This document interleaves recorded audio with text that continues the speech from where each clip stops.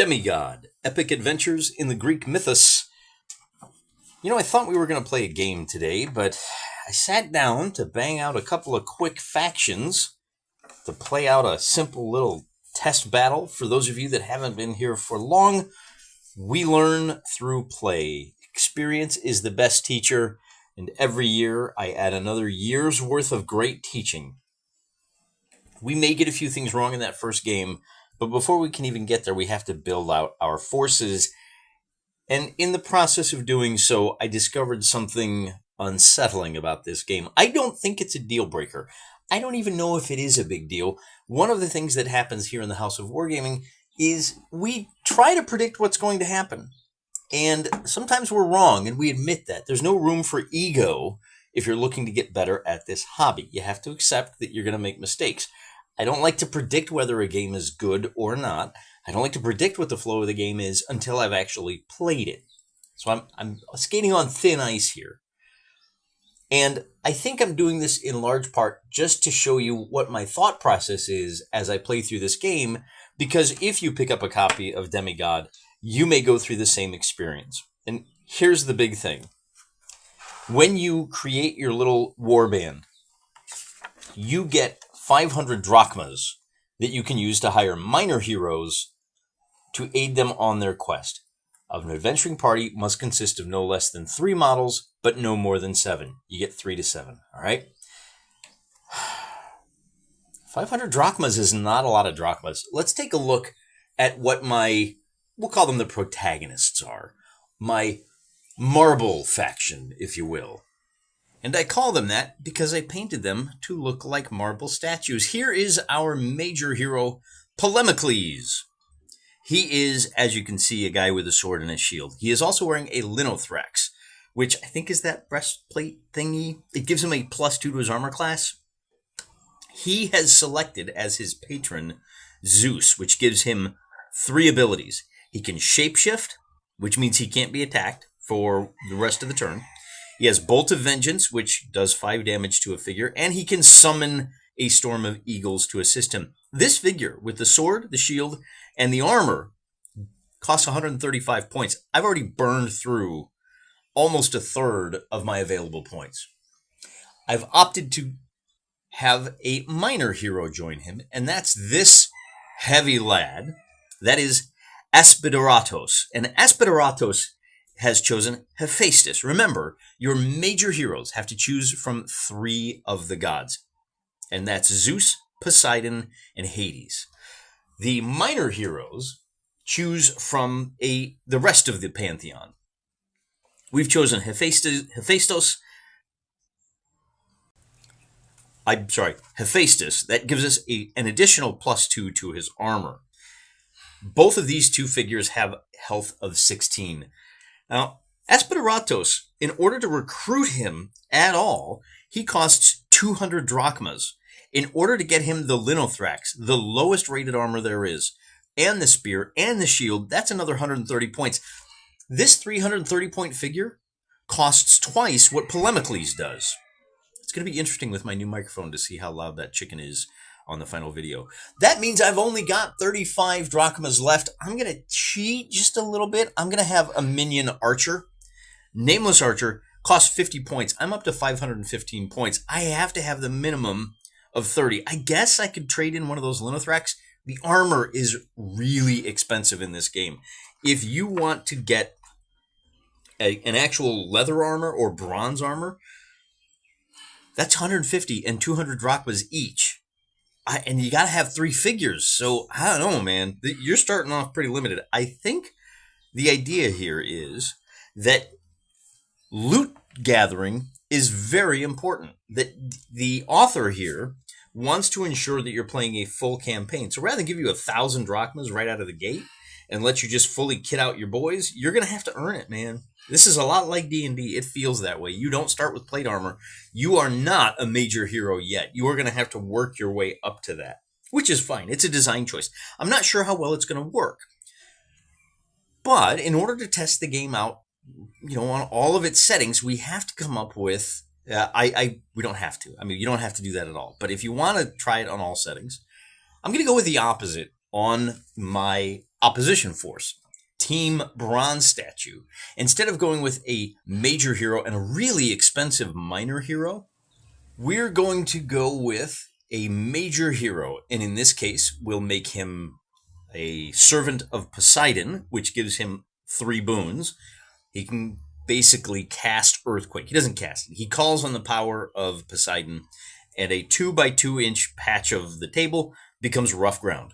He can cast Swallowed by Earth. Speed test, meaning he picks a figure, says, you make a speed test. You have to roll a 15 or better on that test. Of course, you add your speed. And if you fail, you're removed from play. It's a one-shot, one-kill power, man. That's gonna be rough. He also has something called Tsunami, which is when he summons that ability, when he calls on Poseidon's help, Tsunami will push a figure back a certain number of inches. We'll talk about that. That figure gets to make a resolve check of 15 or better to basically it's a saving throw. You guys know how that works.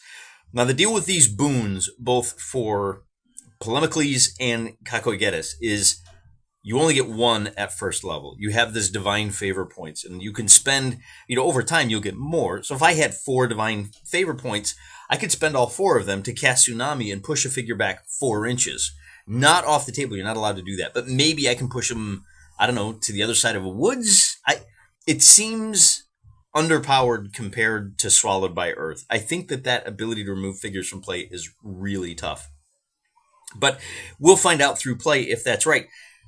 Between Kakoigetis, now he just has sword and leather armor. I know he's folding his arms. He looks kind of like a grumpy lad. That's why I made him the antagonist here. He only has a sword and the leather armor. He costs 165 points. That's a little... Wait, I think I did that wrong. Because the sword and leather armor should be 115. I might have more points to spend with this guy. Be that as it may, he is going to be aided by 3 minions. Now, he's going full minion force. He's got 3 Hypaspists. We don't even need to name these guys. They're going to come and go as the game progresses. And then he has 3 archers as well. So that puts us right at the maximum number of miniatures. Minimum on one side, maximum on the other side. And I'm looking at these stat lines and I just don't see it, guys. I'm just not sure that this is going to work out well. The Hypaspists have a spear, a shield, and a Linithrax, which means they have that additional +1 armor. And then they also have the bow, the dagger. The archers have the bow. They also have a dagger. So if they get in melee combat, no bonuses, no penalties. But they also have, again, leather armor. So despite the little short skirts that they're wearing, they look like they're ready for the beach, man. They actually have a pretty tough armor. I'm kind of impressed by that. The big difference between the 3 is that our hero, this guy right here, our limestone hero, our 300 looking, this is Polemicles. This is DemiGod. Boy, you're not going to get tired of hearing that joke, are you? He has a total of 16 health. The major and minor heroes both have 16 health. The archers over here only have 10 health. And the Hypaspists, that's going to stumble over that one. They have 12 health. So they're not nearly as sticky. The big thing is that Aspideratos, going to have to learn Greek, man. Aspideratos here, he has an armor of 4. Remember, in melee combat, if these guys are going up against each other, so let's just put them here. Here. We're getting ready. We got a little struggle here. You're going to roll 3d6. Aspideratos, as the minor hero, on the combat now, if he's attacking, he's only going to be adding 1. And our Hypaspist here is going to be adding 1 to his roll because he's got an armor of +1. On the other side, when this lighter armed fella rolls 3d6, and when he's attacking our minor hero, he's at +1, our minor hero is at +4 to resist taking damage. Even if you take damage, he may be able to stick around. So in this case, if bronze is attacking marble, the attacker wins, he has the option. He can push his opponent back 1 inch.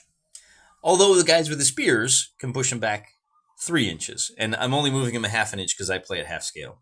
Right? So the attacker won. He can either stay locked in combat or push the boy back. On the other hand, Mr. Bronze is still the attacker. If the defender wins, things get a little bit more complicated. The attacker has to make a resolve check. He has to beat this guy's resolve plus 10. So just in the case of this example here, Aspideratos has a resolve of 1, which means that if he wins the combat, he might be able to push this random Hypaspis back 3 inches. The Hypaspis will have to roll an 11 or better. Actually, I think he needs to beat it. And this is where I've really come to appreciate target numbers that are really clear. 3 up. Oh, it's so much easier to remember.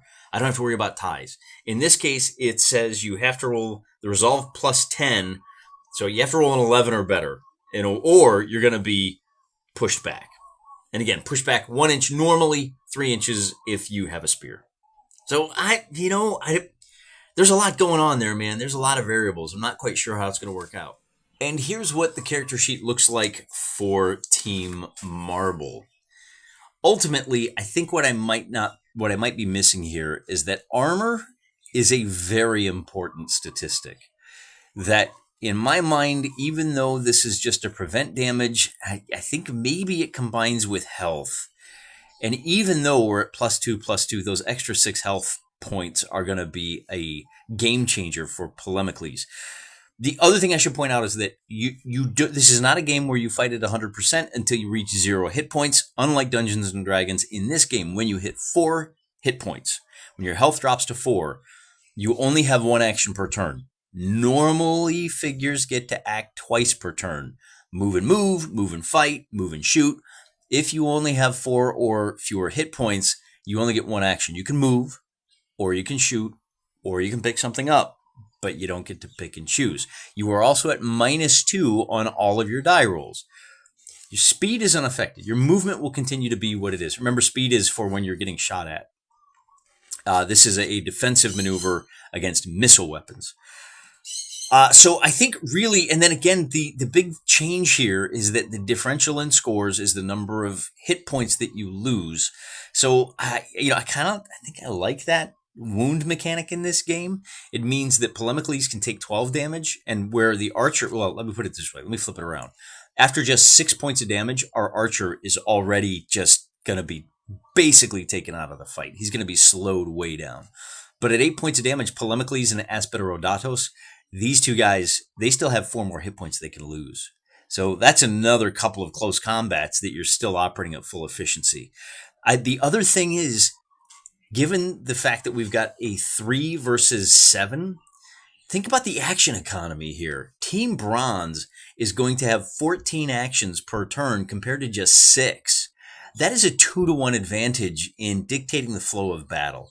If this really is, and I think our first game is going to wind up being more of a capture the flag, capture the loot, very reminiscent of Frostgrave kind of situation.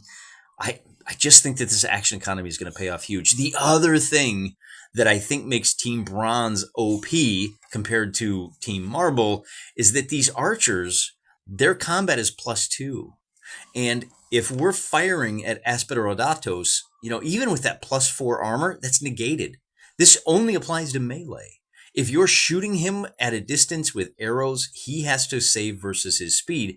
So you are, with this cheap little 50-point guy, at an extra bonus of +1 on those die rolls against the heavily armored, big shield carrying Aspideratos. So that seems a little weird to me, and we're going to be peppering him with arrows. So I think what we may wind up doing is, let's just go ahead and play this fight out. And whichever side wins the battle, that's the side we're going to take into the full campaign. We'll go through the campaign process. We'll do the inter-battle power-ups and whatnot. And then I got all these monsters, man. I didn't buy them to not get them on the table. So this may wind up being a longer than usual campaign, particularly for these independent little games that we know and love here in the channel. And I really hope you'll come along for the ride as we pit Polemicles against Kakoigetis. And if I'm pronouncing Kakoigetis wrong, these are, of course, Greeklish terms. I'm butchering the language for the sake of humor. I've used an online translator. polemics, something like polemics is like warfare. I was looking for how do you Greeklish up war game, and there are way too many vowels for my Northern European mouth to wrap itself around. So I just went with Polemicles, and it's got the Greek flavor, and it just keeps things a little lighthearted. We like those kind of games here. Kind of a short one today. I wish I had more to tell you, but a full game of this, even with just the all 8 turns, we really need to spend the entire 45 minutes just pushing figures, rolling dice, solving problems, figuring out what kind of strategies and tactics work, grabbing the loot, little loot and scoot every time. So, we got this out of the way. Next week, 100%. Maybe even before next week, we'll get a game of DemiGod on the table. Ask for it by name at your online. There's a little feat shot for the OnlyFans here. You can get this at Wargames Vault.